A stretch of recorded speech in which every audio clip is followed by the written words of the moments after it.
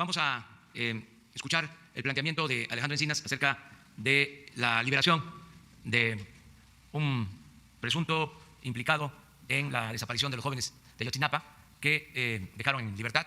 Ayer que me preguntaron sobre este tema, dijimos que hoy se iba a informar. Entonces, le damos la palabra a Alejandro. Con su autorización, señor presidente, muy buenos días tengan todas y todos ustedes. Como ya es del dominio público, el pasado 30 de agosto, el juez primero de distrito en procesos penales federales de Tamaulipas, el juez Samuel Ventura Ramos, a través de la secretaria de acuerdos de este juzgado, dictó una sentencia absolutoria en favor de Gilardo López Astudillo, conocido como el Gil, quien es reconocido y operaba como jefe de la Plaza de Guerreros Unidos en la ciudad de Iguala al momento de la desaparición de los 43 estudiantes de Ayotzinapa. El juez determinó que no existían elementos para acreditar el delito de delincuencia organizada, desestimó 44 pruebas en contra de López Astudillo que buscaban acreditar el delito de secuestro. Se circunscribió solamente a analizar 162 de los 791 tomos que forman parte de la averiguación y consideró que se había aplicado el delito de tortura, a pesar de que la Procuraduría General de la República de entonces realizó el examen médico-psicológico reconocido como Protocolo de Estambul, donde se acreditó que no había sido torturado, aunque hay que reconocer que faltó todavía hacer en este protocolo la prueba de audiometría. Este es un precedente muy grave, es una sentencia absolutoria de uno de los principales perpetradores del delito de desaparición forzada y lamentablemente no es el único caso, sino que además de que sentará precedente para que se puedan establecer sentencias absolutorias a los demás implicados, viene a fortalecer una tendencia que ya se había venido registrando con la libertad de otros detenidos en el caso de Ayotzinapa. Vamos a hacer rápido una recapitulación. Les recordarán cómo entre el 26 de septiembre de 2014 y el 30 de agosto del 2018 se consignaron 169 personas, de las cuales fueron detenidas 142, particularmente civiles vinculados al cártel de Guerreros Unidos de la región, así como policías municipales de Iguala y de Cocula. Los delitos fundamentales que se les fincaron entonces fue el de delincuencia organizada vinculada con delitos a la salud, los delitos previstos en la Ley Federal de Armas y Fuegos y el de la Ley de Secuestro. De las 142 personas detenidas, la Procuraduría General de la República entonces procesó a 70 personas por el delito de secuestro a los normalistas. Sin embargo, a lo largo de estos años, el proceso judicial que han seguido estos detenidos, que se había basado en 107 pruebas recabadas por distintas averiguaciones previas, el día de hoy solamente subsisten como pruebas 44 de las 107.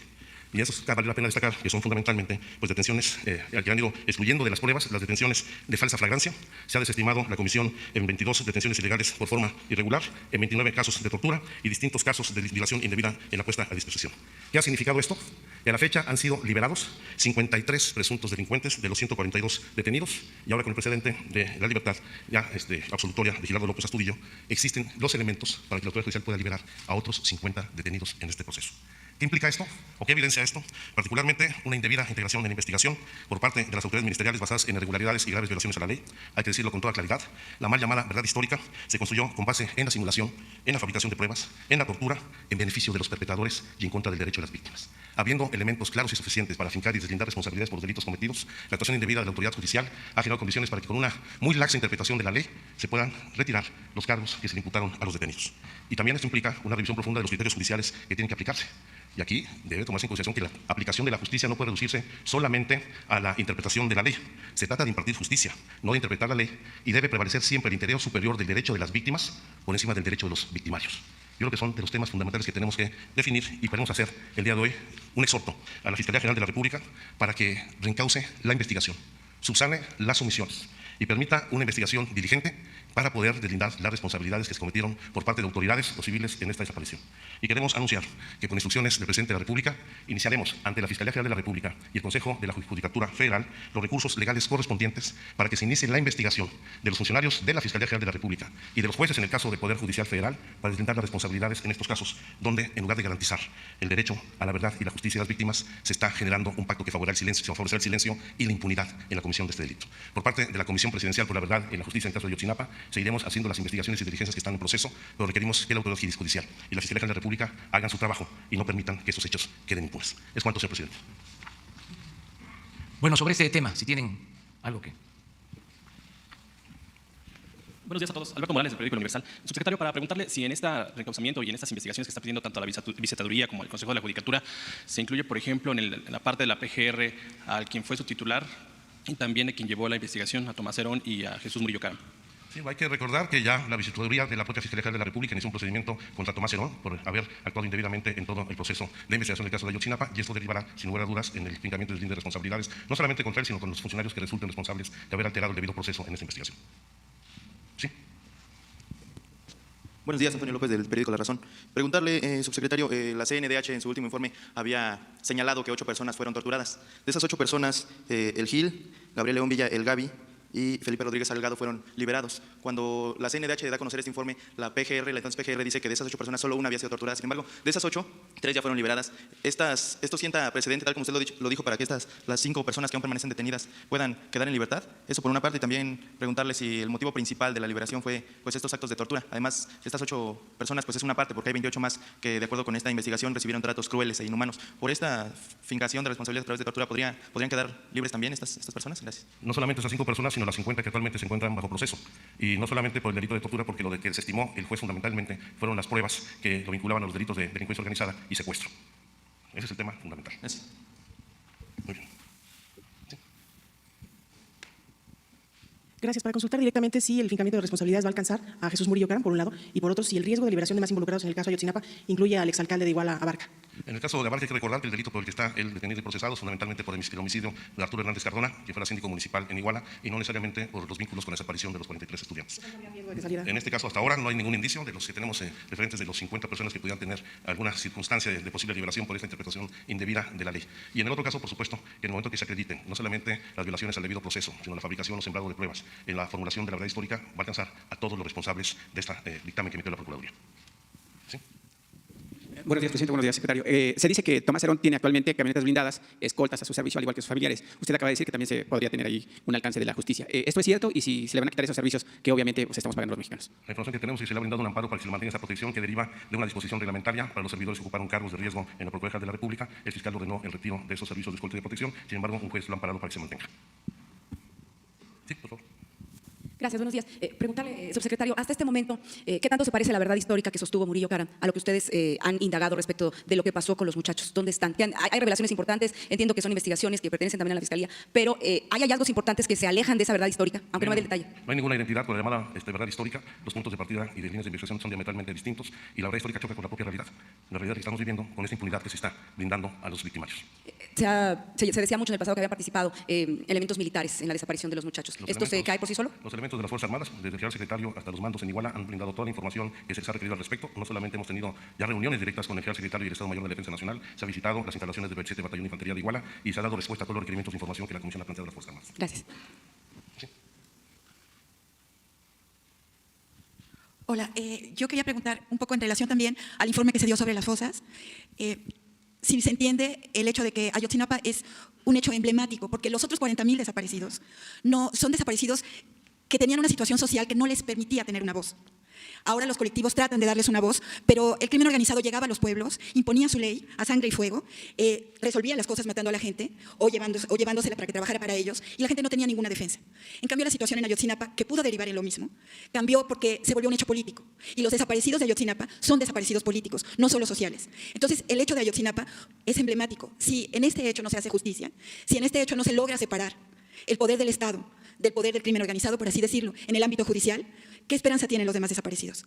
Nosotros no vamos a cejar en nuestro esfuerzo y nuestra responsabilidad por esclarecer los hechos de Ayotzinapa, como también mantendremos todo el apoyo a las víctimas de desaparición forzada en el país, independientemente de la investigación del caso de Ayotzinapa. Gracias. Y una pregunta más, no está directamente relacionada con el caso, pero si se está trabajando ya en el proceso de la ley de amnistía o se piensa seguir con el proceso de liberación, digamos, revisando caso por caso. Se está trabajando el proyecto de ley de amnistía. Gracias. La última.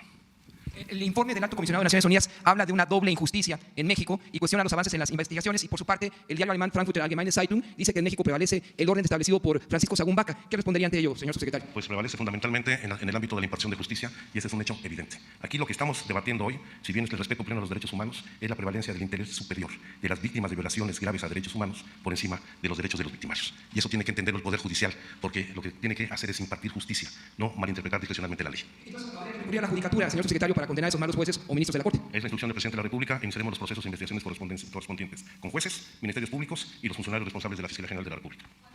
Va a ser de inmediato. Evidentemente, en el caso específico de esta liberación, es un juez, ni he dado su nombre, es el juez, déjeme decirlo para que no fallarle, Samuel Ventura Ramos, juez primero de distrito en procesos penales federales en Tamaulipas, que tendrá seguramente una gran interpretación de la ley, pero no va a poder explicar este acto de injusticia con las víctimas. Seguirá con la investigación con todo el aparato de la PGR. Detenidas, dice que 50 podrían quedar en libertad. ¿Cuáles son las 3 personas de las que ustedes tienen seguridad que seguirán? No, pues la lista la hemos analizado. Toda la información aquí es pública y, por supuesto, está la presentación y el acceso de todo el público. Tengo la relación puntual. Muchas gracias, presidente. Muy bien, ahora sí, en lo general. Buenos días, presidente. Jocelyn Gutiérrez, de Político.mx. Para preguntarle, ayer Jorge Winkler fue removido como fiscal de Veracruz. Él responsabilizó a usted y al gobierno de Cuitláhuac García de lo que le pudiera pasar. Queremos preguntarle, ¿qué le responde? ¿Esto tiene que ver con el quién es quién en la justicia? Y si me permite realizarle 2 preguntas más, por favor. Miren, nosotros somos respetuosos de las autonomías, de las independencias, de otros poderes, en este caso de las fiscalías estatales.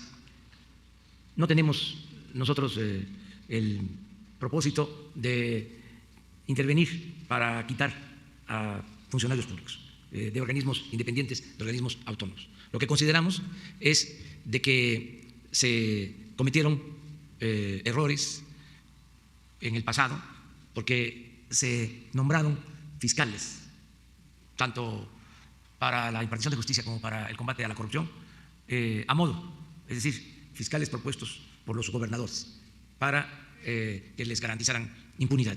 Y eso está perjudicando mucho. El que haya una intromisión en las labores de justicia de grupos de intereses creados, de intereses políticos, que eso no debe de suceder. Es como este asunto que acabamos de tratar, en términos puramente legales, podríamos decir, es la Fiscalía, es el Poder Judicial. Sin embargo, es un asunto de justicia muy grave y por eso vamos a presentar formalmente una denuncia a la Fiscalía General y al Poder Judicial, en este caso que expuso Alejandro. En el otro asunto que tiene que ver con lo de Veracruz, fue, según entiendo, el Congreso local que tomó esa decisión.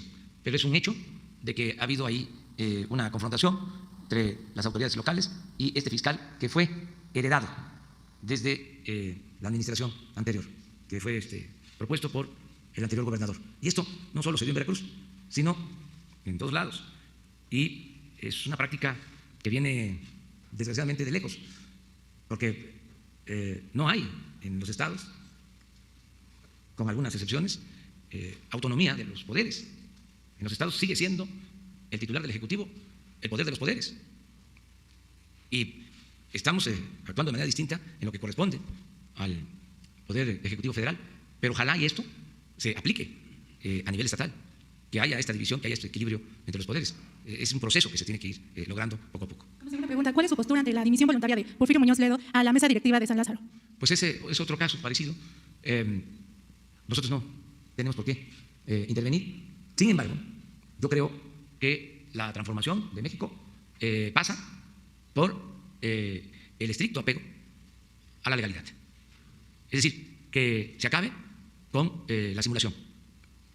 Esa máxima que viene desde la época de Porfirio Díaz, de que la ley se respeta en la forma para violarse en el fondo. Y nadie puede estar por encima de la ley. Al margen de la ley nada y por encima de la ley nadie. Entonces yo celebro, aunque corresponde a otro poder, el que se haya resuelto respetar la ley, en el caso del Poder Legislativo. Es decir, que no se haya modificado la ley orgánica en el Poder Legislativo. Porque eso no debe de permitirse, aunque ahí nosotros no tenemos facultad, sí podemos dar nuestro punto de vista. Entonces, celebro mucho el que ya se haya resuelto esa controversia y no entrar en componendas de ningún tipo, aplicar lo que está en la Constitución y en las leyes. Por último, presidente, para preguntarle cuál es su opinión sobre la iniciativa que propone reducir o eliminar los legisladores por plurinominales en ambas cámaras. Pues no lo veo mal, nada más que esa es una iniciativa que están presentando en el Poder Legislativo, pero yo creo que se deben de revisar todos los excesos que existen en el país. Se debe de revisar en su momento el papel de los órganos electorales, que cuesta mucho mantenerlos. El Instituto Electoral en México es de los más costosos del mundo. Lo mismo en el caso de los poderes. Se tiene que aplicar una política de austeridad republicana de Estado y reducir los gastos, manteniendo principios y llevando a la práctica la democracia. Porque antes, que no había democracia, se usaba mucho la simulación, los aparatos, pero era para cooptar, para tener maiciados a todos. Ahora ya no hay ese propósito de cooptación. Entonces, ¿para qué organismos tan grandes, onerosos? ¿Para qué tantos organismos? Si lo que se busca es que haya justicia y que haya democracia, son los valores fundamentales, no se requiere tanto aparato. Entonces, yo no veo mal el que se lleven a cabo estas reformas. Buenos días, presidente. Alberto Rodríguez de Noticias, pero no fue precisamente la inclusión de estos plurinominales que abrió, no fue el parte del proceso que abrió esa nueva democracia. Es decir, antes podía ganar por un voto el PRI, que tenía un diputado, y no había una representación para el 49% que había votado por una opción contraria. Los plurinominales sirven bastante para equilibrar las cámaras y, bueno, quitarlos en un momento en el que un partido se llevó 53% de la votación, ¿no sería un poco peligroso incluso? ¿O no es un momento muy fácil para el partido en el poder hacer esta propuesta? Eso por un lado. Y por otro, también le quiero preguntar sobre el Consejo de la Comunicación, que arrancó una campaña contra la corrupción. No sé si tenga una opinión personal sobre el hecho de que el empresariado es precisamente una de las áreas más corruptas que hay en este país, y pues no sé si le parece un poco hipócrita que estén haciendo esta campaña contra la corrupción cuando en el pasado ellos fueron los grandes corruptores de las instituciones. Bueno, yo pienso que hay formas de que todo el mundo esté representado. Es una cuestión de cantidad.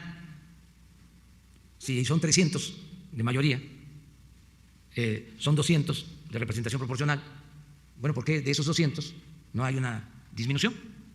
Y que se mantenga la representatividad y que incluso que las minorías estén representadas, como en toda democracia. El asunto es el número. Eso se puede resolver, sin dejar la representatividad a un lado de las minorías, que todos tengan representación, pero reducir el número de legisladores, eso se podría. Acerca de lo del Consejo de la Comunicación, yo veo con buenos ojos que se haya iniciado esta campaña para fomentar la honestidad.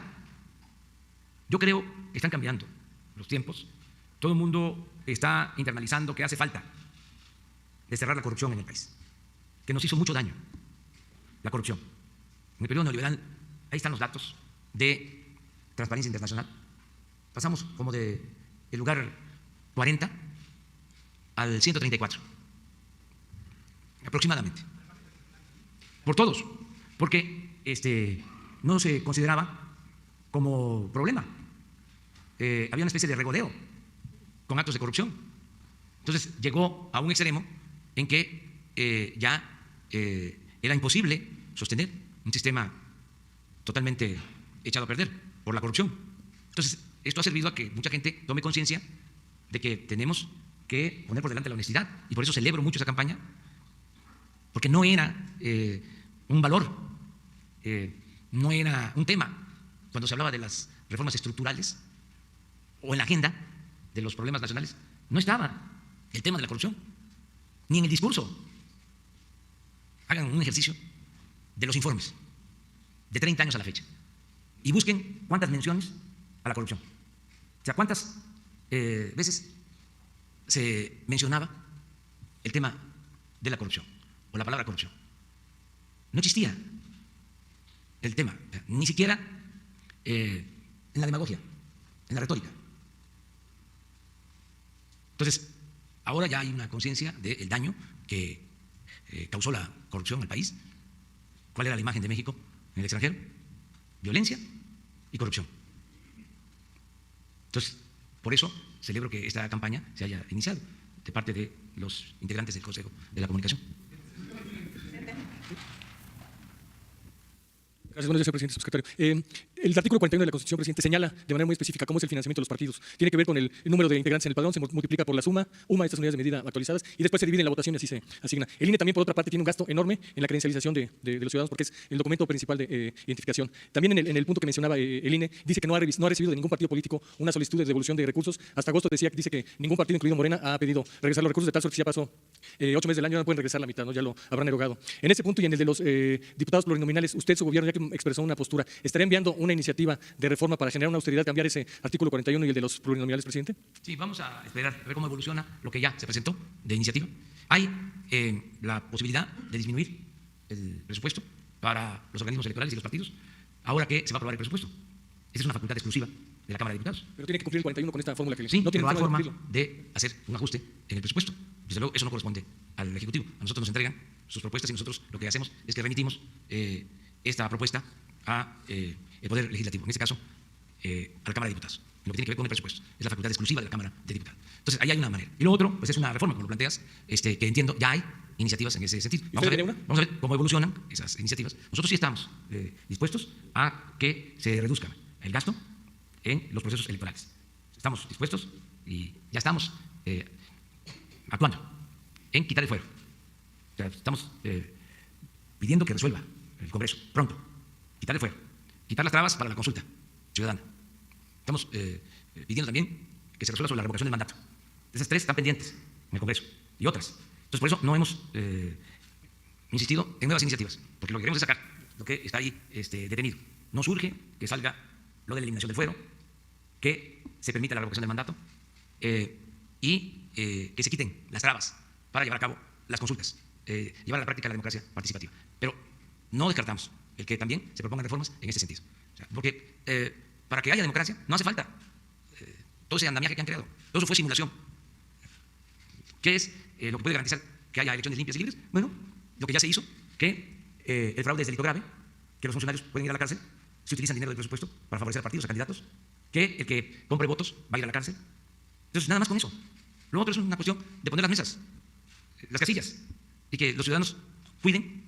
Pero si ya no hay consigna, si no hay la decisión del Ejecutivo de meterse en las elecciones, porque es lo que sucedía.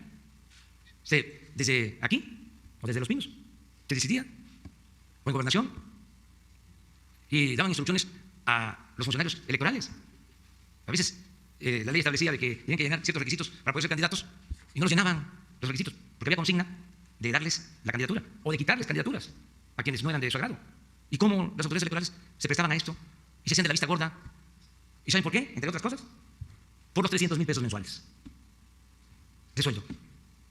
Es hasta penoso recordarlo, pero cuando quisieron, creo que el año pasado, reducir el sueldo de los magistrados, se ampararon y hicieron toda una protesta, porque así se mantenía el régimen corrupto, con sobornos, con la política de Porfirio Díaz, el maiceo, el reparto de maíz con gorgojo. Muy rápido, señora presidente. Manifestó ahorita que no está de acuerdo en que se reformara la ley orgánica del Congreso de la Unión. Para eso lo entiendo como una postura de que no estoy de acuerdo con que se cambie una ley cuando ya incluso en un juego se pasó de la quinta entrada, si hablamos del béisbol, que ya es juego oficial. ¿Usted entonces, en general, en todos los casos, no estaría de acuerdo que se modificara la ley cuando ya el juego inició, terminó, no sé, por ejemplo, el caso de Baja California? Es que no se debe de modificar la ley en función de intereses personales o de grupos. No se puede retorcer la ley, no se puede hacer la ley a la medida, independientemente de dónde suceda. ¿Incluye Baja California? Todo. O sea, nosotros queremos que se lleve a la práctica el principio de los liberales del siglo XIX, que se resume en la frase: al margen de la ley, nada; por encima de la ley, nadie. Se tiene que acabar con la simulación. Tenemos que establecer un auténtico Estado de Derecho, no lo que viene imponiéndose de tiempo atrás, desde hace siglos. Es un Estado de chueco, no de derecho, un Estado de cohecho, toda una simulación. Esto viene de la época de Porfirio Díaz. Y antes también, no olvidemos, en el México independiente, todo el siglo XIX, México fue país de dos hombres, Santana y Porfirio Díaz. Santana, 11 veces presidente de la primera mitad del siglo XIX, y Porfirio Díaz, 34 años. Lo único distinto fue la época de la Reforma y de la República restaurada. Ayer lo decía en el Fondo de Cultura Económica. No pudo la Revolución llevar a cabo un cambio político para establecer una auténtica democracia. El fundador del Fondo, don Daniel Cruz Villegas, decía, ya no está don Porfirio, pero quedó doña Porfiria. A pesar de que la Revolución fue profunda, no alcanzó a arrancar de raíz el régimen antidemocrático. Se mantuvo prácticamente intacto el sistema político porfirista. Se trasladó porque no prosperó el ideal madridista de la democracia, que fue el único presidente que se preocupó por el respeto a la voluntad popular, a las leyes. El presidente Madero le mandaba a decir a los gobernadores que respetaran a los jueces, o le mandaban a pedir a los gobernadores, como era en la época de Porfirio Díaz, de que les ayudara a quitar a un juez que les estorbaba. La respuesta de Madero era no, porque nosotros tenemos que ser respetuosos de la autonomía, de la independencia del Poder Judicial. Pero eso fue como un destello, ¿no?, en un cielo oscuro, algo luminoso en medio de la oscuridad, y asesinan a Madero y se termina con el afán democrático y se establece el régimen antidemocrático y la simulación. El maestro de la simulación política es Porfirio Díaz, porque no se dejaban de hacer elecciones. Siempre el respeto a la legalidad, nada más que al mismo tiempo se violaba la esencia y el espíritu de las leyes. Y eso se mantuvo hasta ahora. Entonces imagínense si nosotros, que estamos planteando una transformación, permitimos eso, o un partido que porque tiene mayoría puede aprovechar para modificar una ley en beneficio personal, en beneficio de grupo, en beneficio de una facción. No, pues eso es un retroceso. Yo celebro que esto se haya resuelto bien. Yo no podía meterme, pero era una vergüenza. ¿Y espera que ocurra lo mismo en el caso de Baja California? Yo espero que se actúe igual en todos los casos. En todos los casos. Y además que se dé el ejemplo, el buen ejemplo. No somos iguales. Es que eso es lo que quisieran los conservadores, porque eso es lo que ellos han hecho todo el tiempo. Y quisieran decir, ahí está, son lo mismo. Entonces no llegamos aquí pues para hacer más de lo mismo. Llegamos aquí para transformar. Gracias. Voy a hacer, buenos días, presidente, dos preguntas. Usted ha dicho que ya no se va a meter con el tema del sindicalismo porque debe de respetar las instituciones de autonomía e independencia. Sin embargo, hoy el sistema de transporte colectivo Metro cumple 50 años de su existencia, 4 de septiembre. Afuera de Palacio Nacional, hoy en la mañana, llegaron varios trabajadores del sistema de transporte a presentar datos que a mí me parecieron interesantes, que ahora se los voy a exponer. El sindicato está presidido por el señor Fernando Espino Arévalo, que entre el sistema de transporte colectivo Metro tiene incrustadas 119 familias en diferentes puestos de áreas de mando. Y además tienen permisos sindicales. Esos permisos sindicales y puestos le cuestan al erario y a los mexicanos, a la Ciudad de México principalmente, 45 millones de pesos anuales. Tiene permisos sindicales, ya lo dije, y hay 15,000 trabajadores de base, 5,000 de ellos afiliados a este líder sindical.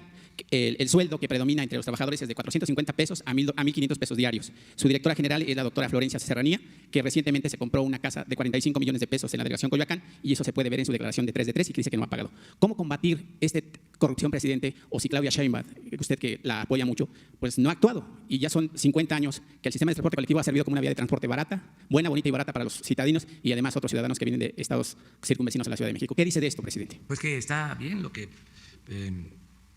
llevan a cabo, la protesta, el que haya democracia sindical, lo que hagan los trabajadores, que le pidan a la autoridad de que se garanticen los procesos democráticos al interior de los sindicatos para que sean los trabajadores los que decidan, que se acabe el chavismo sindical, pero para eso pues tienen que ser los mismos trabajadores. Y la autoridad también. Y la autoridad no proteger a líderes charros, no proteger a caciques.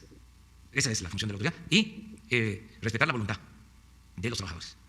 ¿Haría un llamado para ese? Es que eso es lo que está vigente. Depende de los trabajadores. Los caciques duran hasta que el pueblo quiere. Ya más no puedo yo hacer, pues, porque yo no puedo estar encabezando movimientos sociales, o movimientos obreros, movimientos campesinos. Ya no me corresponde. Es garantizar que haya libertades y que si hay injusticias, si hay autoritarismo, si no hay democracia, se luche para avanzar y que exista la justicia, en este caso, laboral.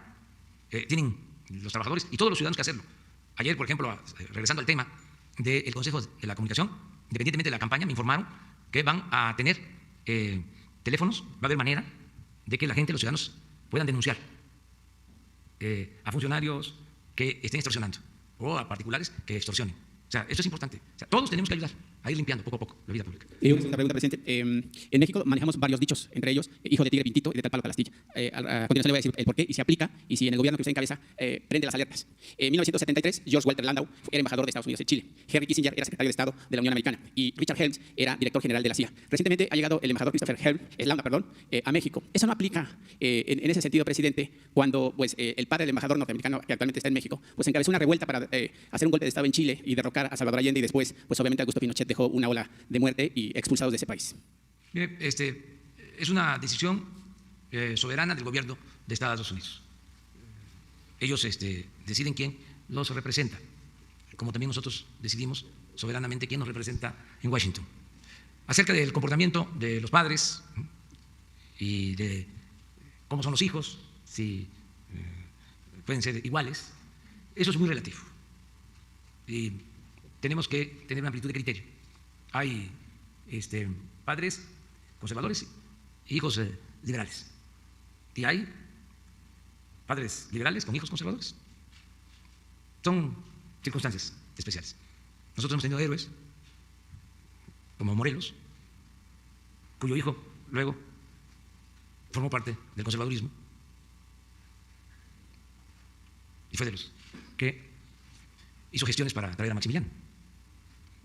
No meternos en eso. Es muy complicado, muy complejo. Yo lo sentía él respetuoso de México, les diría entusiasmado por ayudar. Ya había escuchado, me manifestó, que había contado con información sobre lo que dije aquí en la mañanera, de que buscábamos que el embajador de Estados Unidos en México, de manera respetuosa, se pareciera más a Daniel, Joseph Daniel, que a Wilson, el embajador que tenía Estados Unidos cuando el asesinato de Madero, que ese embajador intervino en el golpe de Estado contra Madero. Para mí, el peor embajador que ha tenido Estados Unidos en México en toda la historia. Y vaya que han habido embajadores de Estados Unidos entrometidos, por tener la memoria Poinsett y otros, que se metían más de la cuenta. Últimamente, un embajador que opinaba sobre el desempeño de las Fuerzas Armadas y se le permitía. Nosotros estábamos en la oposición, me tocó pues hablar del tema, porque eso no le corresponde a un embajador de otro país. Nosotros somos respetuosos del principio de no intervención y de autodeterminación de los pueblos. Y eso no es el papel de un diplomático. En el caso de Daniel, ayudó mucho en un momento difícil de conflicto para buscar un entendimiento entre el presidente Cárdenas y el presidente Roosevelt. Pero el actual embajador actúa de manera respetuosa y noté que tiene interés y diría entusiasmo para que se mantengan buenas relaciones entre México y Estados Unidos. Gracias, presidente. Dos casos específicos. Ayer en el Grupo Fórmula hablaban con los familiares de algunas víctimas del bar en Coatzacoalcos, de este bar que fue quemado, y decían que no se les han acercado pues nadie del gobierno estatal ni federal a brindarles algún tipo de apoyo. En el caso de esta señora, pues se quedó a cargo de 2 nietas. Su mamá era bailarina y murió ahí. Preguntarle si les van a brindar algún apoyo, asistencia psicológica o quizá algún apoyo económico, y a través de qué dependencia podría ser. Por lo general siempre lo hacemos. Siempre es la Subsecretaría de Derechos Humanos la que se hace cargo. Lo estamos haciendo en todos los casos. ¿Lo buscarían? Sí. Y por otro lado, preguntarle, hay un caso en Tamaulipas con gasolineros porque hay amenazas de parte de un cártel ya que no les permiten vender gasolina a Fuerzas Armadas. Preguntarles si ya están enterados, ¿qué procede ahí? Resolvió, ya se está atendiendo. Hoy nos informaron sobre eso y se está atendiendo. Y está en vías de solución este asunto. Pero ¿se va a actuar contra este grupo delictivo? ¿Ya pueden vender gasolina? ¿O es solo... que no se puede permitir que esas amenazas se acepten. Eso se tiene que resolver. Ya se está viendo la manera de atenderlo. Es que se está resolviendo sin necesidad de sanciones. No va a haber ningún problema. Buenos días, presidente. Ayer en Milenio publicamos una respuesta que envía un cuestionario que le envió al empresario chino-mexicano Shen Liyegón, en donde señala que en realidad había en su casa 275 millones de dólares y no 205, como reportó el gobierno de Felipe Calderón. Dice que hubo un robo de 70 millones de dólares que no saben dónde quedaron, además de que había joyas, obras de arte, un piano de colección e incluso oro. Dice que no saben dónde quedó, acusa esto. También dice que, pues bueno, él en Estados Unidos fue exonerado, sin embargo, hasta este momento no se ha podido saber cuál es su responsabilidad, no se le ha fincado responsabilidad. En este caso, pide ayuda a su gobierno para que haya justicia. Saber qué información tiene sobre esto, presidente, porque también pide, dice que incluso lo ha pedido desde hace años que se entreguen las cámaras de seguridad que tenía su casa para que se demuestre cómo fue este presunto saqueo. Saber qué información tiene al respecto y si usted pediría una investigación referente a estas acusaciones. Ya se hizo un informe aquí, se presentó sobre esos bienes.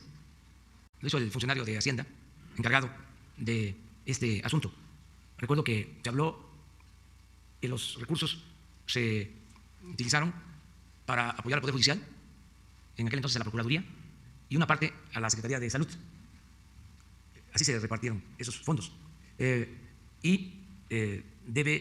acudirse, en este caso, a la Fiscalía General si hay agravios, si hay injusticias. Esa es la instancia para pedir que se reabra el caso, si legalmente es posible.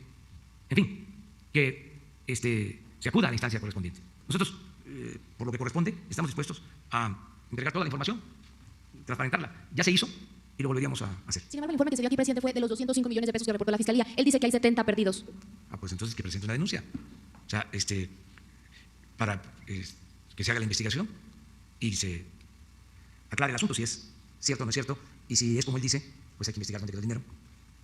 Pedía entonces que usted apoyaría que se investigue a los funcionarios que en ese momento estuvieron a cargo de ese operativo. Sí, pero tiene que presentar denuncia y tiene que proceder. Yo lo que hago en estos casos es no entorpecer las investigaciones. Es decir, no detener ninguna investigación, que no haya línea, que no haya consigna. El gobierno no es cómplice, no es tapadera de nadie. Entonces, existen las instancias correspondientes para la impartición de justicia, que se acuda a ellas, y el compromiso nuestro es que no vamos a obstaculizar ninguna investigación y que se tenga confianza en las autoridades. Esto que hoy se dio a conocer sobre la libertad de esta persona que presuntamente es responsable de la desaparición de los jóvenes de Ayotzinapa, es algo que debe ameritar una investigación de fondo para avanzar en darle credibilidad a las instituciones, sobre todo las encargadas de impartir justicia. Yo estoy seguro que el fiscal general va a intervenir y estoy seguro que va a hacer lo propio el presidente de la Suprema Corte de Justicia, que es al mismo tiempo presidente del Consejo de la Judicatura, porque estas cosas demeritan mucho a las instituciones, esos hechos. Entonces, si se avanza evitando que haya una aplicación facciosa de las leyes, si se avanza evitando la corrupción en el Poder Judicial, en los ministerios públicos, todo esto va a ayudar muchísimo. Entonces, no permitir que estos casos se repitan y perdamos hasta nuestra capacidad de asombro. Ya se empieza a ver como algo normal. Ahí sí ofrezco disculpas por anticipado, porque cada vez que haya un hecho de estos, lo vamos a tratar aquí. O sea, no nos vamos a quedar callados. No es que se lleva a cabo un asunto, salen algunas notas en el periódico y se olvida y vuelve lo mismo. Yo, con todo respeto, creo que es el momento de emprender una reforma a fondo, tanto en la Fiscalía como en el Poder Judicial. Y le tengo confianza a los titulares. Lo que pasa es que son instituciones que se han venido echando a perder porque había impunidad, influyentismo, amiguismo, nepotismo, corrupción. La Procuraduría era una cosa tremenda. Entonces, ahora Alejandro Gertz es un agente con integridad. Entonces me da confianza, nada más que tiene que meterse a limpiar. Y lo mismo el presidente de la Suprema Corte de Justicia, que es un agente también íntegra. Pero es todo un poder. No es solo el presidente, son ministros, es el Consejo de la Judicatura, son magistrados, son jueces, pero sí se puede, sí se puede. Solo para saber, presidente. Y es cosa de decir cero impunidad, cero corrupción. Antes en el Poder Judicial no se castigaba a nadie. Aquí lo hemos comentado. No sé para qué existía el Consejo de la Judicatura. Estaba ahí de florero, de adorno. Se pasaban años sin destituir a un juez, a un magistrado. Entonces ya no se puede eso. Ya hay que poner orden, con todo respeto, y no permitir la corrupción en jueces, en magistrados. Imagínense el esfuerzo que hacen, el sacrificio, arriesgan hasta la vida, quienes detienen a delincuentes. Muchos reciben amenazas y van a la cárcel y salen porque tienen muy buenos abogados, muy buenos para sobornar. Que esos abogados, muchos de ellos ni siquiera aplican la teoría del derecho. Más que nada son influencias y dinero. Entonces, liberan a presuntos delincuentes. Nosotros vamos a estar insistiendo mucho en esto. Tiene que ayudarnos el Poder Judicial, como yo espero que lo sigan haciendo. No, todos, no se puede generalizar que el Poder Judicial está podrido, no, ni siquiera el caso de la Procuraduría. O sea, pero sí, es como lo que nosotros tenemos acá de aduanas o migración, que estamos limpiando y vamos a seguir limpiando. Solo por último, presidente, él acusa también que ha recibido amenazas y que incluso muestra como ejemplo que varias de las personas involucradas en este operativo fueron asesinadas y que otras incluso están desaparecidas. Insistir también en este tema de que hasta este momento no tiene una sentencia. Saber si usted podría estar interesado en que se revise este caso como todos aquellos que tienen ya muchos años y que no reciben una sentencia. En todos estos casos hay que resolver y hacer valer que la justicia tiene que ser pronta y expedita. Eso es parte de la reforma que hace falta en el Poder Judicial. No es posible que lleven años sin una sentencia. Yo espero que todo esto se vaya mejorando. Buenos días, señor presidente. Carlos Pozos, de la revista Petróleo y Energía. Presidente, ante la avalancha de análisis de su primer y tercer informe de gobierno por parte de periodistas, columnistas, comunicólogos, analistas y políticos, quisiéramos saber un autoanálisis de parte de usted, en el sentido cuando le han dejado algunos miembros de su gabinete. La pregunta, con todo respeto, es: ¿el ganso ha perdido alguna pluma en estos 9 meses de gobierno? No, porque yo digo a los integrantes del gabinete y a todo el pueblo de México que me canso ganso y ellos no se hacen patos. Me están ayudando, todos. Me está ayudando el pueblo, principalmente. Me está ayudando mucho la gente, con su apoyo, con su respaldo. Por ejemplo, ¿cómo me apoya? De que convocan a una manifestación en contra del presidente y no asisten, pues me ayudan. ¿Cómo me ayudan? También. Hay una campaña de calumnias en redes sociales, en las benditas redes sociales, que aunque se usen para eso, seguirán siendo benditas. Porque de inmediato hay respuesta. Me ayudan mucho. Además, con argumentos. No son insultos, sino con argumentos, que eso es lo que hay que ir procurando también. Menos confrontación y más argumentación en la polémica, en el debate. Entonces me ayudan muchísimo. ¿Sí? Me ayudan denunciando injusticias. ¿Sí? Por ejemplo, voy a los hospitales a visita y se me acercan y me dicen que no le engañen, vinieron a pintar el hospital porque sabían que iba usted a venir. Y sí, llego, no en todos los casos tampoco, pero en algunos casos sí, todavía te lo da pintura, ¿no? Entonces, me ayudan mucho, la gente me apoya y me ayudan los servidores públicos. Entonces, vamos bien, quisiéramos ir más a prisa, tenemos temas pendientes que debemos de resolver. El principal es el de conseguir la paz. En eso estoy metido, de cuerpo y alma, en que haya paz y que haya tranquilidad. Ciudadano presidente de México, el viernes de la semana pasada usted dijo que debemos tomar conciencia ecológica y cuidar a los animales. El 28 de noviembre de 1867, el presidente Juárez emitió un decreto para cancelar las corridas de toros en México. Usted ha planteado públicamente poner fin a las corridas de toros. En el libro de textos de primaria no existe mención alguna al maltrato animal o a la crueldad hacia los animales. ¿Qué medidas adoptará su gobierno para responder a esta demanda de poner fin a las corridas de toros en México? Bueno, para empezar, se toma nota y se le informa al secretario de Educación sobre el contemplar lo del maltrato, ¿no?, a los animales, como parte del libro o de los libros de texto. Eso se ve. Lo otro, pues tendría que hacerse una especie de consulta para tener la opinión de todos. Son temas polémicos. Por eso creo yo que hace falta la reforma al artículo 35 de la Constitución, para que el ciudadano tenga esa posibilidad de decir: yo necesito que se consulte sobre este tema y que la consulta sea vinculatoria, que no sea nada más un asunto de la autoridad, sino que en esos temas se le pregunte a los ciudadanos su opinión y que se informe bien y que haya polémica a favor, en contra, que haya debate en los medios. Eso es la democracia. Y luego, ya que se conoció bien sobre el tema, que todo el mundo se informó, a votar y a decidir. Entonces, por eso lo de la consulta, como otros métodos de la democracia, lo de la revocación del mandato, el referéndum, el plebiscito, avanzar hacia la democracia participativa. Nosotros no vamos a quitar el dedo del renglón sobre esto. Las consultas que hemos hecho, pues se han llevado a cabo sin el fundamento legal necesario, pero pues sí hemos respetado la voluntad. Nunca un presidente autoritario. Nunca, jamás vamos a actuar con autoritarismo. No llegamos para eso. Nada por la fuerza, todo por la razón y el derecho. Y por eso también lo de la revocación del mandato, que es una posibilidad de decir: no estamos de acuerdo y ya no queremos esta política, vamos a cambiar. Que se aplique la letra y el espíritu del artículo 39 de la Constitución. El pueblo tiene en todo momento el derecho de cambiar la forma de su gobierno. Esa es la democracia. Entonces, por lo general, ese artículo o ese principio constitucional no se lleva a la práctica.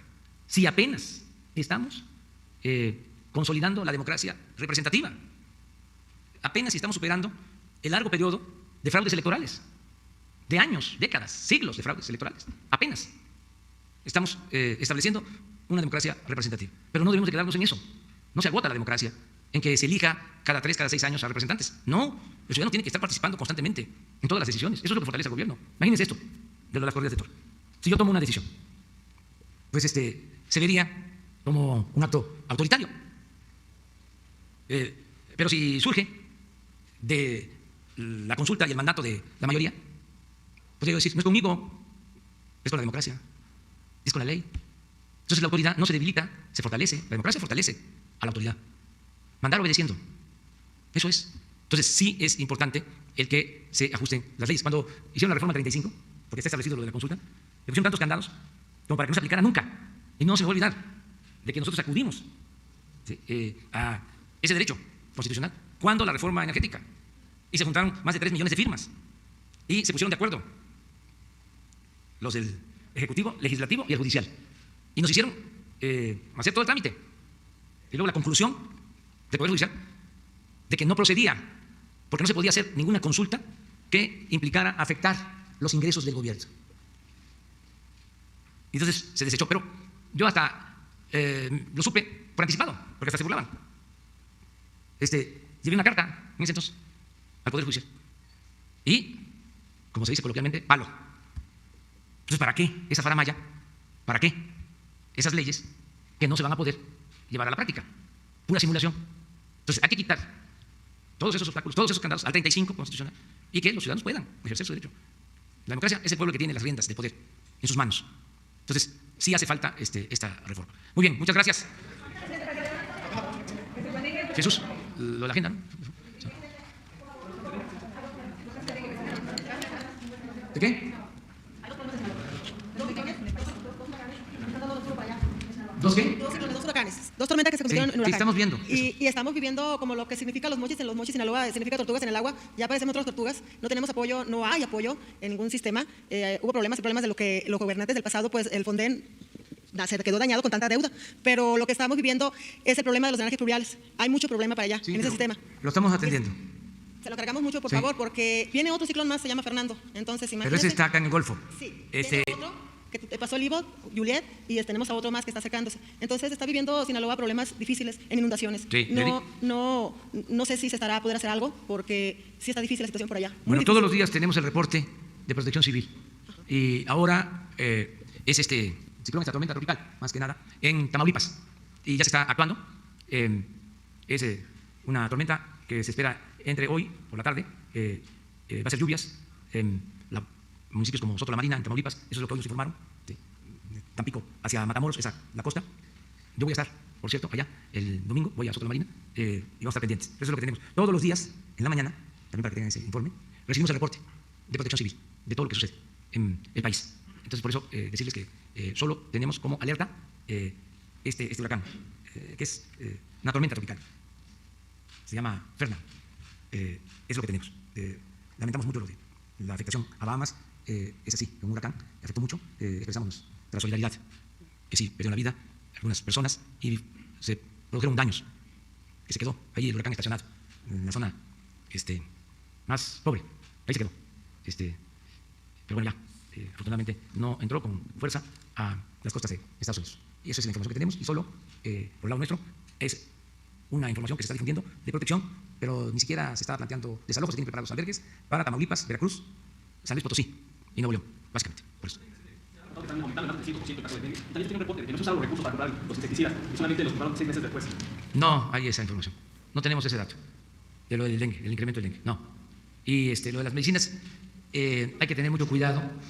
La verdad, no pensé que tuviesen tantas influencias los que vendían las medicinas. O sea, dicen que lo que no suena lógico suena metálico. Porque están tratando de crear situaciones que no corresponden a la realidad. Sí, es que en general, pues si se roban el dinero de las medicinas, ¿cómo no se van a robar el dinero de los insecticidas? ¿Quién sabe? Hay que analizarlo. Es que era mucho bandidaje oficial. Saqueaban. Aquí en Palacio, mañana les voy a informar de una compra que dejaron de cepillos, navajas de rasurar. Mañana se los vamos a hacer. De miles, millones para rasurarse. Y papel de baño y ¿cómo se llama? Para la limpia, cloro, pero en exceso. O sea, vamos a terminar los 6 años y no vamos a comprar. O sea, y así todo. Entonces, ¿cómo que por el dengue es porque no se compraron los insecticidas? No, hay que verlo con más calma eso. Puede ser, no lo descarto, pero lo vamos a investigar. O sea, lo que pasa es que están muy molestos. Es que vendían de todo y en cantidades exorbitantes. Ahorita se me vino a la mente esto de la compra de aquí del Palacio. Vamos a dar a conocer. Ahorita se ponen nerviosos los que están administrando ahora porque ya lo dije y ahora voy a buscar los papeles. Pero en general, cuando fui jefe de gobierno, una de las instrucciones fue, a ver, antes de comprar nada, revisemos los almacenes. Y se encontraron muchísimas cosas en los almacenes. Y ahora había la práctica, y tenemos eso que evitarlo, lo de las compras de pánico por subejercicio. Porque en la mentalidad del administrador público es tener presupuesto. O sea, para ser importante se necesita tener presupuesto. Entonces, tiene presupuesto y luego no tienen capacidad para ejercerlo. Porque no es tener presupuesto, es cómo se ejerce, cómo se ejecuta. Entonces, ¿qué sucede en los gobiernos? Empiezan a haber subejercicios en las dependencias.